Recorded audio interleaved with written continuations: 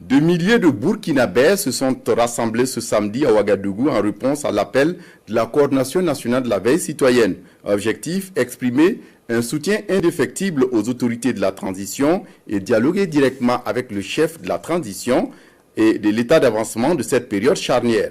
Les 13 régions du pays étaient représentées chacune par une délégation qui a pris la parole à la tribune. Le point avec Jérôme Tendano. Certains diront qu'il ne faut pas trop parler, mais lorsqu'on ne parle pas, c'est la manipulation qui prend le terrain. Et les milliers de soutiens de la transition dans cette cuvette de la salle des sports de Ouaga 2000 auront droit à l'un des plus longs discours du chef de l'État burkinabé, le capitaine Ibrahim Traoré. Une allocution de 35 minutes à cœur ouvert.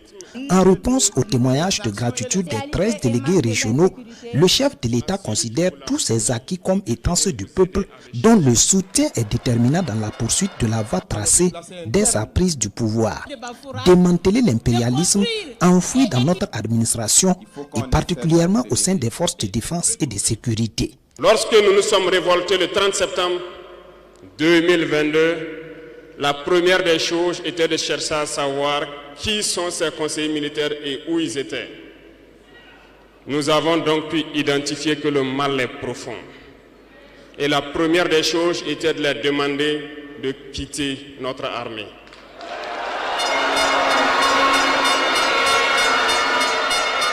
Ils sont partis. Ça n'a pas été sans conséquence.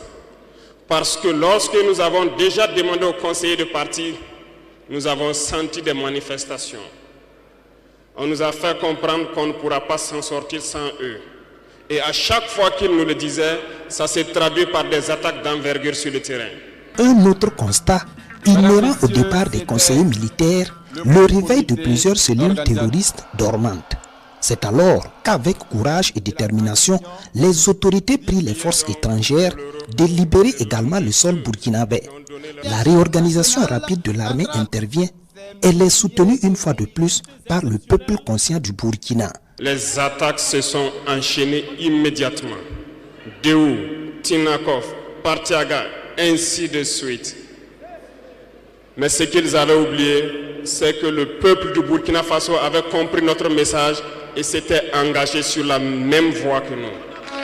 Nous avons créé plusieurs unités et même si plusieurs autres sont à venir, nous les avons équipés.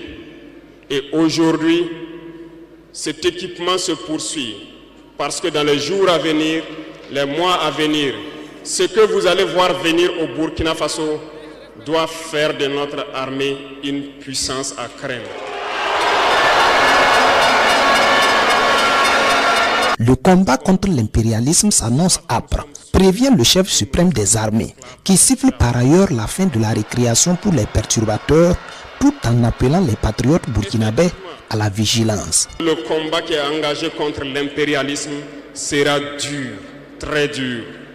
Mais seuls les durs vont passer et les Burkinabés sont des durs. Et nous allons passer. Mais aujourd'hui, nous n'avons plus de sentiments sur ce volet.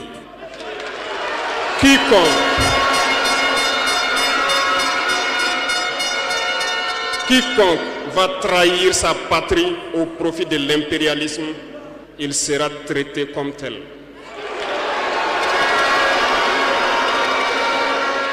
Le chef de l'État se réjouit également de la collaboration désormais effective entre les pays de l'AES dans la traque des terroristes, ce qui n'avait pas été possible à l'époque du régime déchu au Niger, confie le capitaine Ibrahim Traoré.